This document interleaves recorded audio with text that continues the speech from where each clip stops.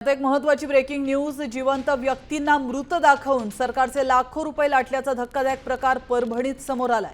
बांधकाम कामगार कल्याणकारी योजनेवर एजंटनेच डल्ला मारलेला आहे। 7 जिवंत व्यक्तींचे बनावट मृत्यू प्रमाणपत्र सादर करून एजंट लाखो रुपयांची उचल करत होते। 7 जणांचे जोडण्यात आलेले मृत्यू प्रमाणपत्र बनावट असल्याचं आता दिसून आलंय। घेतलेला लाभ परत करण्याची नोटीस देण्यात आली आहे। त्यानंतर तक्रारदारांना धक्काच बसलाय। यावेळी चौकशीमध्ये एजंटनीच पैसे लाटल्याचं समोर आलंय।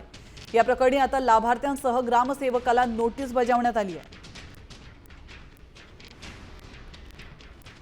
मी लक्ष्मण बाबूराव टाक, माझी पत्नी सौ कावेरी लक्ष्मण टाक हिला मयत दाखवून ग्रामपंचायत कार्यालय धानोरा मोठ्या खोटं मृत्यू प्रमाणपत्र देऊन माझ्या पत्नीच्या नावावर 2,34,000 रुपये उचलले।